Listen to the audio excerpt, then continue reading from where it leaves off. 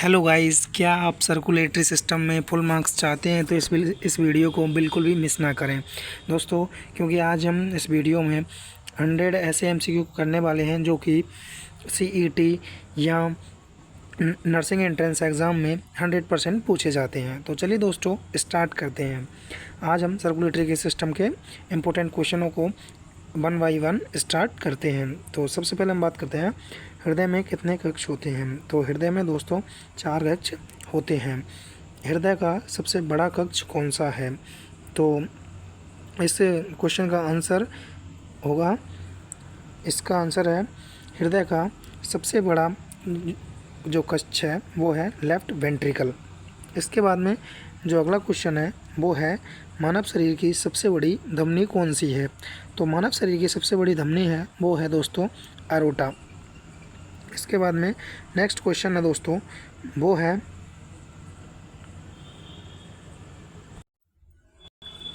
अगला क्वेश्चन है दोस्तों वो है शुद्ध रक्त किस में पाया जाता है? तो ये पाया जाता है दोस्तों पल्मोनरी वेन में।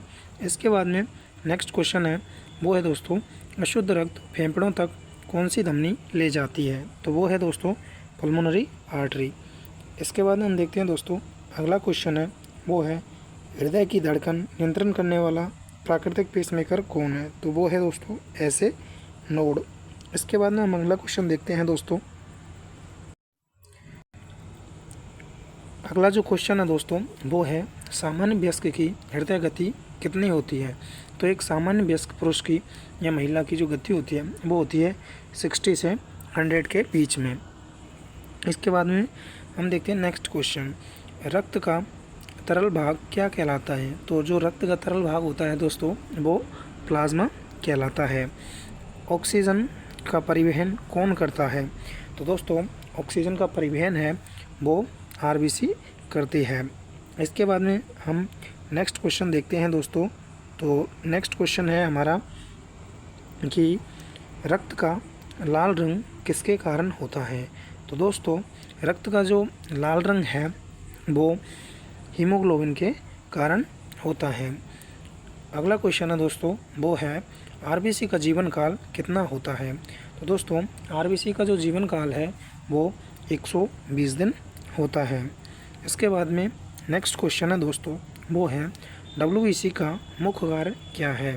तो दोस्तों इसका मुख्य कार्य है रोगों से रक्षा करना। इसके बाद में हम देखते हैं दोस्तों नेक्स्ट क्वेश्चन। तो हमारा नेक्स्ट क्वेश्चन होगा वो है कि रक्त जमने का कार्य कौन करता है?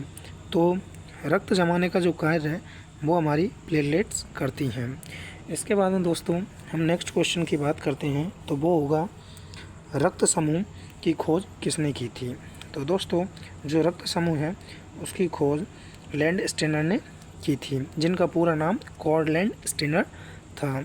इसके बाद में हम बात करते हैं दोस्तों नेक्स्ट क्वेश्चन की। तो नेक्स्ट क्वेश्चन है यूनिवर्सल डोनर कौन है? तो यूनिवर्सल डोनर दोस्तों ओ नेगेटिव होता है, जबकि यूनिवर्सल रेसिपिएंट AB प्लस होता है। इसके बाद में हम देखते हैं दोस्तों हमारा नेक्स्ट क्वेश्चन। तो हमारा नेक्स्ट क्वेश्चन होगा वो है रक्तचाप मापने का यंत्र क्या कहलाता है? तो रक्तचाप मापने का जो यंत्र है वो स्फिग्मोमेनोमीटर कहलाता है। स्टेथोस्कोप से दोस्तों हार्ट की धड़कन मापी जाती है, यानी हार्ट धड़क रहा है नहीं धड़क रहा है तो इसको जैसे एपिकल साइट होती है पल्स की तो वहाँ से ये देखा जाता है। इसके बाद में दोस्तों अगला क्वेश्चन है सामान्य रक्तचाप कितना माना जाता है? तो जो सामान्य रक्तचाप है वो 120/80 माना जाता है, जिसमें 120 है वो सिस्टोलिक है जबकि 80 है वो डायस्टोलिक है।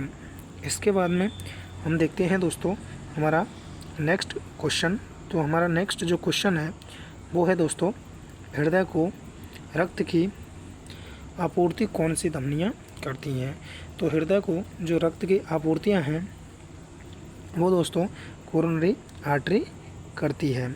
इसके बाद में हम नेक्स्ट क्वेश्चन देखते हैं दोस्तों शरीर की सबसे बड़ी शिरा कौन सी है? तो शरीर की सबसे बड़ी शिरा है वो है इन्फीरियर वेना कावा। तो दोस्तों हम लगातार 100 ऐसे इम्पोर्टेंट MCQ करने वाले हैं जो कि RUHS, जो कि CET या नर्सिंग एंट्रेंस एग्ज़ाम में आने के पूरे चांसेस हैं। तो दोस्तों बने रहिए इस वीडियो में लास्ट तक। तो जो अगला क्वेश्चन है दोस्तों वो है, हृदय किस गुहा या कैविटी में स्थित होता है? तो हृदय है दोस्तों वो थोरेसिक कैविटी में या बक्ष गुहा में स्थित होता है। इसके बाद में अगला जो क्वेश्चन है दोस्तों वो है, हृदय को घेरने वाली झिल्ली क्या कहलाती है? तो हृदय को घेरने वाली झिल्ली होती है वो दोस्तों वो कहलाती है पेरिकार्डियम। दोस्तों हृदय के या हार्ट के ऊपर 3 लेयर होती हैं या 3 परत होती हैं, पेरिकार्डियम, मायोकार्डियम एंड एंडोकार्डियम, जिसमें पेरिकार्डियम आउटर लेयर होती है, मायोकार्डियम मिडिल लेयर होती है एंड एंडोकार्डियम इनर लेयर होती है। इसके बाद में हम देखते हैं दोस्तों नेक्स्ट क्वेश्चन कि हृदय के सबसे अंदर की परत कौन सी है? तो हृदय की सबसे अंदर की परत है वो है एंडोकार्डियम। इसके बाद में हम देखते हैं हमारा नेक्स्ट क्वेश्चन। तो हमारा नेक्स्ट क्वेश्चन है दोस्तों वो है, हृदय की मांसपेशियों की परत क्या कहलाती है? तो हृदय की जो मांसपेशियाँ होती हैं उनकी परत है वो क्या कहलाती है? तो वो कहलाती है मायोकार्डियम, क्योंकि ये मसल से बनी होती है। नेक्स्ट क्वेश्चन देखते हैं दोस्तों कि ट्राइकस्पिड वॉल्व कहाँ स्थित होते हैं? तो जो ट्राइकस्पिड वॉल्व होते हैं वो right atrium and right ventricle में प्रेजेंट होते हैं। इसके बाद में हम देखते हैं दोस्तों हमारा नेक्स्ट जो क्वेश्चन है वो है, मिट्रल वाल्व कहाँ स्थित होते हैं? तो मिट्रल वाल्व होते हैं दोस्तों वो होते हैं left atria and left ventricle में। इसके बाद में हमारा नेक्स्ट क्वेश्चन है वो होगा दोस्तों, पल्मोनरी वाल्व किसके बीच में होते हैं? तो जो पल्मोनरी वाल्व हैं दोस्तों वो right ventricle and pulmonary artery के बीच में होते हैं। इसके बाद में हमारा जो अगला या नेक्स्ट क्वेश्चन होगा दोस्तों तो वो होगा, एरोटिक वाल्व किसके बीच में होते हैं? तो जो एरोटिक वाल्व होते हैं दोस्तों वो होते हैं हमारे लेफ्ट वेंट्रिकल और अरोटा के बीच में। सबसे मोटी हृदय की भित्ति किस बक्ष की होती है? तो इसका जो करेक्ट आंसर है वो है दोस्तों लेफ्ट वेंट्रिकल। अब ये क्यों होती है? क्योंकि दोस्तों पूरी ब्लड को सप्लाई लेफ्ट वेंट्रिकल के द्वारा ही होती है। लेफ्ट वेंट्रिकल से ब्लड एरोटा में जाता है एंड एरोटा के बाद में अदर आर्टरियों में बढ़ जाता है एंड ऐसे करके पूरी बॉडी को ब्लड सप्लाई होती है। तो जो अगला क्वेश्चन है दोस्तों, तो अगला क्वेश्चन है हमारा, फेफड़ों से ऑक्सीजन युक्त रक्त किस कक्ष में आता है? तो फेफड़ों से जो ऑक्सीजन युक्त रक्त होता है वो किस कक्ष में आता है? तो ये आता है लेफ्ट एट्रियम में। इसके बाद में हमारा नेक्स्ट क्वेश्चन है वो है, शरीर से अशुद्ध रक्त सबसे पहले कहाँ आता है? तो जो शरीर से हमारा अशुद्ध रक्त है वो दोस्तों राइट एट्रियम में आता है। अभी कैसे आता है दोस्तों? तो ये देखो दोस्तों, ये हमारे हार्ट के 4 चैम्बर हो गए, जिसमें ये राइट एट्रियम है जिसमें कि superior vena cava and inferior vena cava दोनों आती हैं। तो इसीलिए दोस्तों पूरी बॉडी का जो ब्लड है वो सबसे पहले राइट एट्रियम में आता है। इसके बाद में राइट वेंट्रिकल में जाता है। राइट वेंट्रिकल से दोस्तों यहाँ पे लंग्स या फेफड़े में जाता है, फिर फेफड़े से होता हुआ ये लेफ्ट एट्रियम में आता है और लेफ्ट एट्रियम से वेंट्रिकल में जाता है। वेंट्रिकल से वापस ये बॉडी को सप्लाई कर दिया जाता है। तो इसके बाद में हम देखते हैं दोस्तों हमारा अगला क्वेश्चन होगा दोस्तों, एरोटा किस कक्ष से निकलती है? तो दोस्तों जो एरोटा होती है वो लेफ्ट वेंट्रिकल से निकलती है। इसके बाद में हमारा जो अगला क्वेश्चन होगा दोस्तों वो है, पल्मोनरी आर्टरी किस कक्ष से निकलती है? तो पल्मोनरी आर्टरी है दोस्तों वो राइट वेंट्रिकल से निकलती है। अगले क्वेश्चन की बात करते हैं हम दोस्तों। तो अगला क्वेश्चन है, डबल सर्कुलेशन की खोज किसने की थी? तो ये की थी दोस्तों विलियम हार्वे ने। इसके बाद में हमारा अगला क्वेश्चन है वो है दोस्तों, पल्मोनरी सर्कुलेशन का कार्य है। तो पल्मोनरी सर्कुलेशन का क्या कार्य है? तो इसका कार्य है हृदय और फेफड़ों के बीच रक्त का संचार करना। सिस्टेमेटिक सर्कुलेशन का कार्य है तो हृदय से पूरे शरीर तक रक्त का पहुंचाना। ईसीजी का पूर्ण नाम है? तो ईसीजी का जो पूरा नाम है वो है इलेक्ट्रोकार्डियोग्राम। इसके बाद में हम हमारा नेक्स्ट क्वेश्चन देखते हैं दोस्तों। तो हमारा नेक्स्ट क्वेश्चन है वो है ईसीजी किसका रिकॉर्ड करता है? तो ये हृदय की विद्युत गतिविधि का रिकॉर्ड है वो करता है। इसके बाद में हमारा नेक्स्ट क्वेश्चन है दोस्तों, वो है पल्स सामान्य कहाँ जांची जाती है? तो ये जांची जाती है दोस्तों रेडियल में, जो कि हमारे हाथ में होती है। दोस्तों वैसे पल्स की साइट होती हैं वो बहुत सारी होती हैं, जैसे कि टेम्पोरल हो गई, कैरोटिड हो गई, एपिकल हो गई, ब्रेंकियल हो गई, रेडियल हो गई, फीमोरल हो गई, पॉप्लेटियल हो गई। ऐसे मिला के बहुत सारी साइट हैं जिनसे हम पल्स फील कर सकते हैं। इसके बाद में हमारा अगला क्वेश्चन है दोस्तों, वो है सामान्य वयस्क में पल्स रेट कितनी होती है? तो सामान्य मनुष्य में जो पल्स रेट है वो दोस्तों वो 60 to 100 बीट पर मिनट होती है। बीट BPM इसकी इकाई है दोस्तों। इसके बाद में रक्त का पीएच कितना होता है? तो जो हमारा रक्त है दोस्तों 7.35 से 7.45 होती है, क्योंकि हमारा जो ब्लड है वो हल्का क्षारीय या होता है। इसके बाद में अगला क्वेश्चन है दोस्तों, वो है प्लाज्मा में सबसे अधिक मात्रा में किसकी होती है? तो इसमें होती है दोस्तों वाटर की। इसके बाद में देखते हैं दोस्तों हमारे नेक्स्ट क्वेश्चन को। तो हमारा नेक्स्ट क्वेश्चन होगा वो है हीमोग्लोबिन का मुख्य कार्य क्या है? तो हीमोग्लोबिन है उसका जो मुख्य कार्य है वो है ऑक्सीजन का परिवहन करना। इसके बाद में हमारा जो नेक्स्ट क्वेश्चन है दोस्तों वो है वयस्क पुरुष में सामान्य हीमोग्लोबिन कितना होता है? तो ये होता है 13 से 18 ग्राम पर DL। तो दोस्तों इसके बाद में देखते हैं हमारा नेक्स्ट क्वेश्चन, तो वो है आरबीसी का निर्माण मुख्यतः कहाँ होता है? तो आरबीसी का जो निर्माण है वो बोन मैरो में होता है। एरिथ्रोपोइटिन हार्मोन के संग से बनता है, तो ये बनता है दोस्तों किडनी से। हमारा अगला क्वेश्चन है दोस्तों, वो है WBC की सामान्य संख्या कितनी होती है? तो दोस्तों ये 4000 से 11000 होती है। इसके बाद में अगला क्वेश्चन है दोस्तों हमारा, तो हमारा अगला क्वेश्चन है दोस्तों वो है प्लेटलेट की सामान्य संख्या कितनी होती है? तो प्लेटलेट की जो सामान्य संख्या होती है वो 1.5 लाख से 4 लाख mm³ होती है।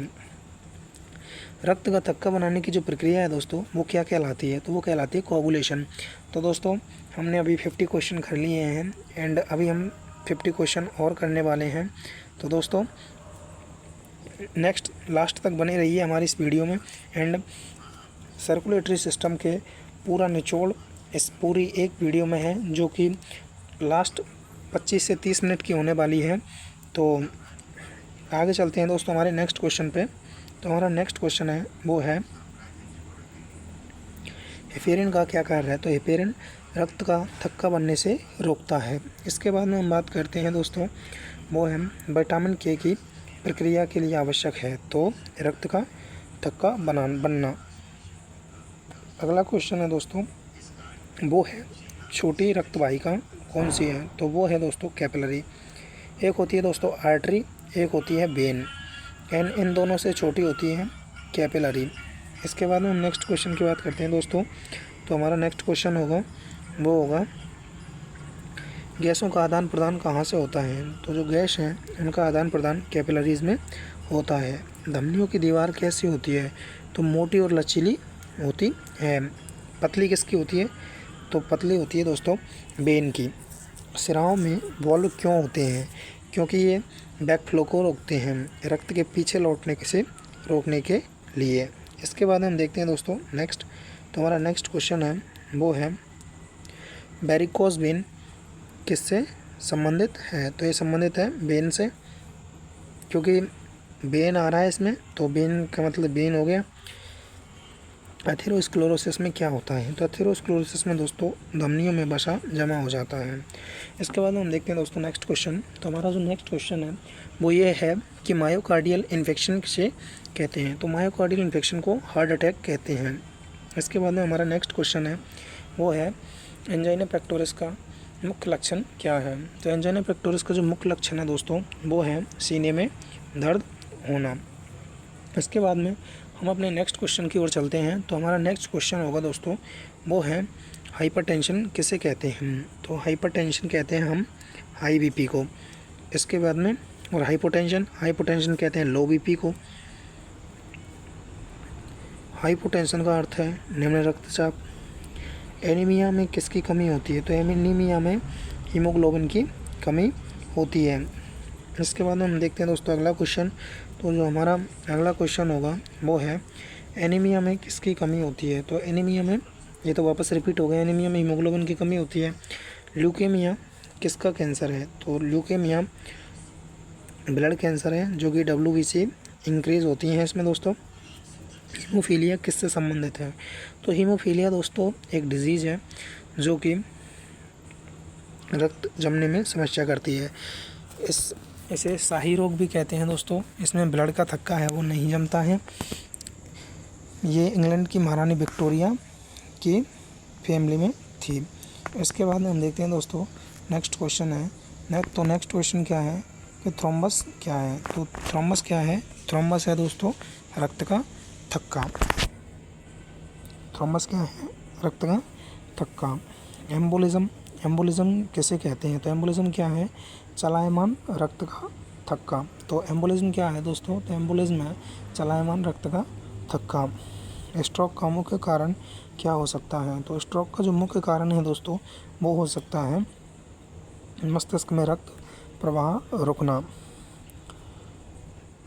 तो अगले क्वेश्चन की ओर चलते हैं दोस्तों। तो हमारा अगला क्वेश्चन होगा वो होगा दोस्तों कोरोनरी आर्टरी किसे रक्त देती हैं। तो जो कोरोनरी आर्टरी होती है दोस्तों वो हार्ट मसल्स को ब्लड देती है। ECG में पी वेव, अब हम दोस्तों सर्कुलेटरी सिस्टम में ECG से रिलेटेड जो भी क्वेश्चन है उनको करने वाले हैं। ECG में पी वेव किसका संकेत देती है। तो ECG में जो पी वेव है वो आर्टियल डिपोलराइजेशन का संकेत देती है। ECG में QRS कॉम्प्लेक्स इसका संकेत देती है।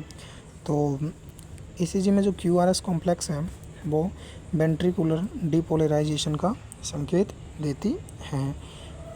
इसके बाद में हम देखते हैं दोस्तों हमारे नेक्स्ट क्वेश्चन की। तो हमारा नेक्स्ट क्वेश्चन है वो है ECG में जो टी वेव है वो किसका संकेत देती है। तो जो हमारी टी वेव होती है वो संकेत देती है दोस्तों वेंट्रिकुलर रिपोलराइजेशन को। इसके बाद हम देखते हैं दोस्तों कार्डियक आउटपुट क्या होता है। तो cardiac output heart rate into stroke volume को मिलाकर निकाला जाता है। इसके बाद हम देखते हैं दोस्तों हमारा नेक्स्ट क्वेश्चन। तो हमारा जो नेक्स्ट क्वेश्चन है वो है सामान्य कार्डियक आउटपुट लगभग कितना होता है। तो जो सामान्य कार्डियक आउटपुट है लगभग 5 लीटर पर मिनट होता है। स्ट्रोक वॉल्यूम का सामान्य मान कितना होता है।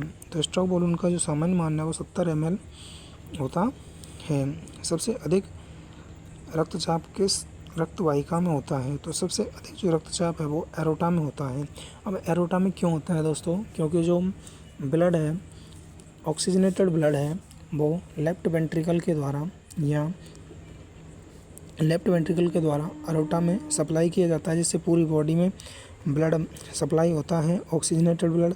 तो दोस्तों ऑब्वियसली इसका रक्तचाप की जो अधिक होता है। इसके बाद में हमारा नेक्स्ट क्वेश्चन है वो है दोस्तों सबसे कम रक्तचाप किस में होता है। तो सबसे कम रक्तचाप है वो वेना कावा में होता है। जैसे दोस्तों एरोटा में हाई लेवल का होता है, इसी प्रकार जो वेना कावा है उसमें बिल्कुल लो लेवल का होता है। इसके बाद में जो हमारा नेक्स्ट क्वेश्चन है वो है रक्त का कौन सा प्रोटीन थक्का बनाने में सहायता करता है। तो रक्त का फाइब्रिनोजन है वो रक्त का थक्का जमाने में हेल्प करता है। इसके बाद में देखते हैं दोस्तों हमारा नेक्स्ट क्वेश्चन है। तो हमारा नेक्स्ट क्वेश्चन है वो है एल्बुमिन का मुख्य कार्य क्या है। तो इसका मुख्य कार्य है दोस्तों ऑन्कोटिक दाब बनाए रखना। इसके बाद में हम देखते हैं नेक्स्ट क्वेश्चन। तो हमारा नेक्स्ट क्वेश्चन होगा ग्लोबिन का मुख्य कार्य क्या है? तो ग्लोबिन का मुख्य कार्य है वो है प्रतिरक्षा या इम्यूनिटी प्रदान करना। इसके बाद हम देखते हैं दोस्तों नेक्स्ट क्वेश्चन के बारे में। तो जो अगला हमारा नेक्स्ट क्वेश्चन है वो है RH फैक्टर की खोज किसने की थी? तो RH फैक्टर की खोज है दोस्तों वो कार्ल लैंडस्टीनर एवं अलेक्जेंडर वीनर ने की थी। अब किस में की थी? तो ये की थी रिसस नामक एक बंदर मंकी में। इसके बाद में हमारा नेक्स्ट क्वेश्चन होगा दोस्तों, तो वो होगा ABO ब्लड ग्रुप किस एंटीजन पर आधारित है? तो जो ABO ब्लड ग्रुप है वो RBC की सरफेस एंटीजन है। इसके बाद में हमारा नेक्स्ट क्वेश्चन है दोस्तों, तो वो है हमारा